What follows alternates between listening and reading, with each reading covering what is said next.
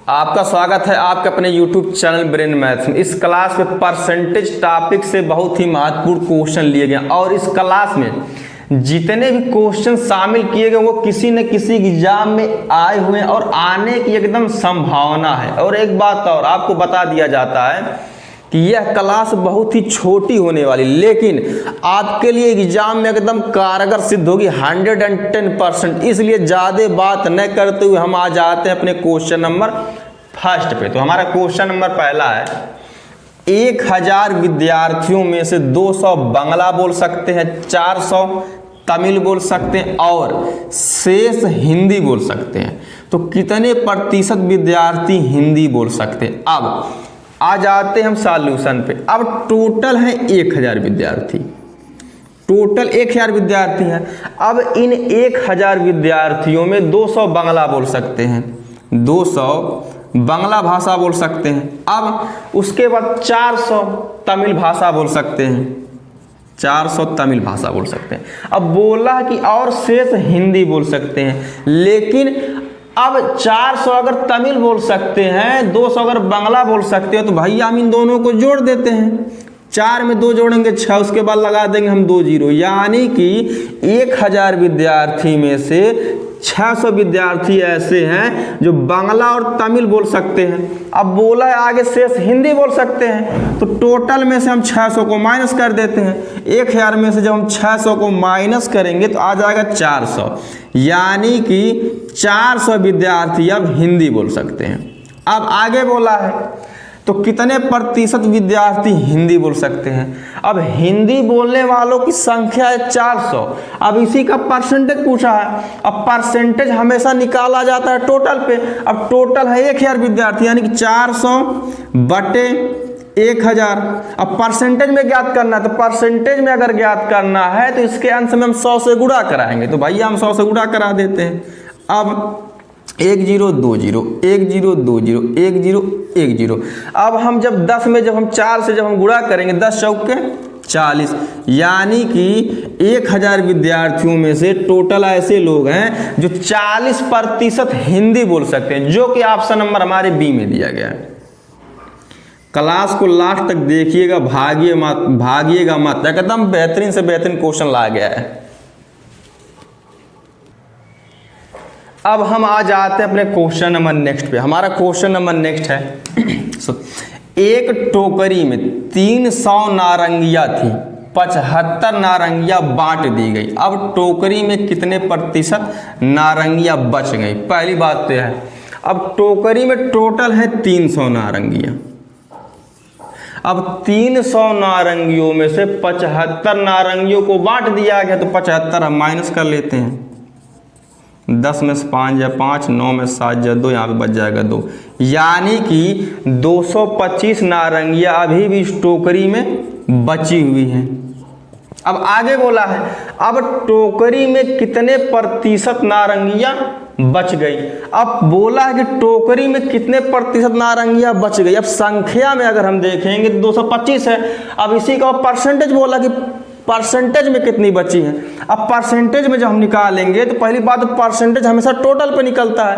अब टोटल अगर 300 नारंगियां थी, अब 300 नारंगियों में से 225 नारंगियां बची हैं। अब इन्हीं का परसेंटेज पूछ रहा है, तो भैया हम 100 से कर देते हैं गुणा, क्योंकि परसेंटेज का मतलब होता है 100।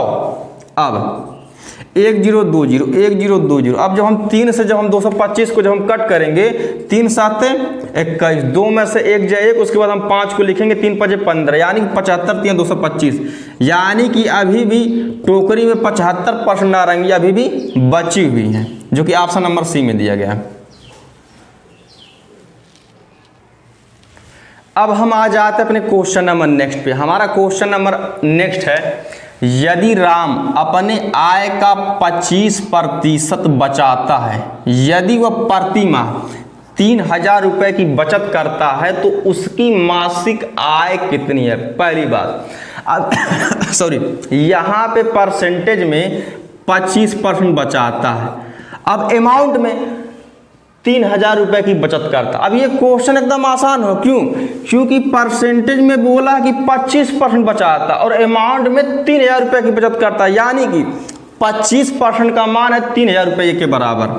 ये एकदम क्वेश्चन आसान कर दिया। अब अच्छा एक बात और, अगर 25% की अगर बचत करता है, अगर बोल दिया जाए कि वह कितना प्रतिशत खर्चा करता है, तो 100 में से जब हम 25 को जब माइनस कर दे तो आ जाता 75%। बाकी ऐसा क्वेश्चन में पूछा नहीं गया। अब आगे बोला है तो उसकी मासिक आय कितनी है। मासिक आय का मतलब ये होता है कि मंथली इनकम। अब यानी कि 100% का मान पूछा है, तो 100% का मान हम अमाउंट में निकाल लेते हैं।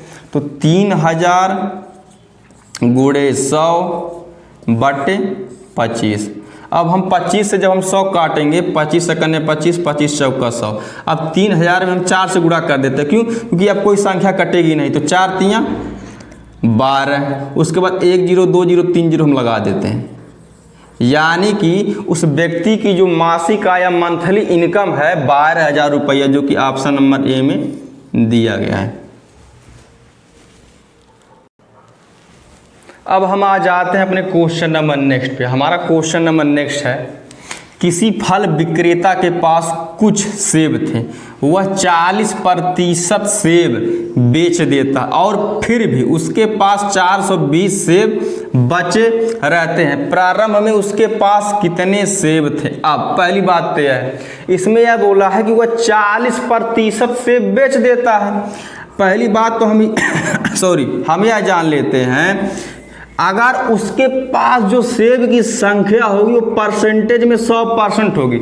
अब चाहे उसके पास चाहे 50 सेब हो, चाहे 30 सेब हो, चाहे 5,000 सेब हो, अब इसी 100% में से वह 40% बेच देता है।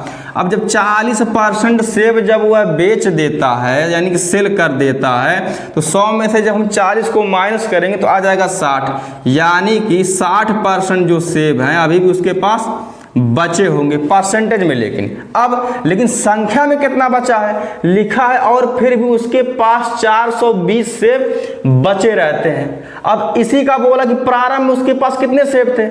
अब जब परसेंटेज में 60% सेब बचे हैं और संख्या में 420 सेब बचे हैं, यानी कि 60% का मान है 420 के बराबर।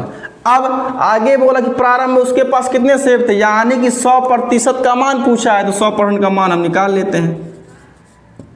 100% बराबर 420 गुणे 100/60। अब इसको हम सॉल्व कर लेते हैं। 0 से 0 कट जाएगा, 6 करने 6, 6 से काटेंगे 42 को 7 बार, यानी 6 7 42। अब कोई संख्या कटेगी नहीं, तो 7 में हम 100 से गुणा कर देते हैं। 7 करने 7, उसके बाद 1 0 2 0 हम लगा देते हैं। यानी कि प्रारंभ में या शुरुआत में उसके पास 700 सेब थे, जो कि ऑप्शन नंबर हमारे डी में दिया गया है। अब हम आ जाते हैं अपने क्वेश्चन नंबर नेक्स्ट पे। हमारा क्वेश्चन नंबर नेक्स्ट है, एक चुनाव में एक उम्मीदवार 40% मत प्राप्त करता है एवं एक दूसरे उम्मीदवार से 298 मतों से पराजित हो जाता है। पराजित का मतलब हार जाता है। मतदान में के कुल मतों की संख्या ज्ञात कीजिए। पहली बात तो यह है, इस क्वेश्चन में टोटल 2 उम्मीदवार हैं। अब बोला है कि एक उम्मीदवार 40% मत प्राप्त करता है। अगर एक उम्मीदवार अगर 40% अगर मत प्राप्त करेगा, पहली बात तो यह है वोटिंग होती हमेशा 100% पे। अब चाहे 5 वोट पड़े, चाहे 50,000 वोट पड़े। अब जब एक अगर 40% अगर मत प्राप्त किया है, तो 100 में से जब हम 40 को जब हम माइनस कर देंगे तो आ जाएगा 10 में 4 6, यानी 60। यानी कि दूसरा उम्मीदवार 60% मत प्राप्त किया है। अब आगे बोला है एवं दूसरे उम्मीदवार से 298 मतों से पराजित हो जाता है। अब हम यहाँ पे यह देख लेते हैं कि ये जो पहला उम्मीदवार है दूसरे उम्मीदवार से परसेंटेज में कितने % वोट से हारता है। तो हम 60 में से जब हम 40 को माइनस करेंगे तो आ जाएगा 20%। यानी कि पहला उम्मीदवार जो है दूसरे उम्मीदवार से 20% वोट से हार जाता है। अब यही संख्या में दिया कि 298 मतों से हार जाता है, तो 20% का मान है 298 वोट के बराबर। अब आगे बोला है कि मतदान के कुल मतों की संख्या ज्ञात कीजिए। अब मतों की अगर कुल संख्या अगर पूछा है, यानी कि 100% का मान पूछा है, तो 100% का मान हम निकाल लेते हैं। तो 100% बराबर 298 गुणे 100/20। अब इसको हम सॉल्व कर लेते हैं। 20 करने 20, 20 5 100, अब कोई संख्या कटेगी नहीं।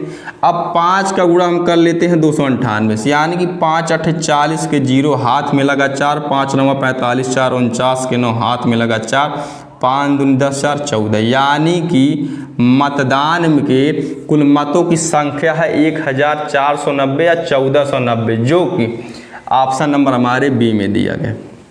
इस क्लास का यह लास्ट क्वेश्चन है और कमेंट करके बताइएगा कि यह मेरा छोटा सा प्रयास कैसा लगा। बाकी चैनल को लाइक शेयर एंड सब्सक्राइब करते रहे, क्योंकि अगर इतना मेहनत किया जाए तो आप ही लोगों के लिए किया जा रहा है, जिससे कि एग्जाम में आपको फायदा हो। बाकी धन्यवाद।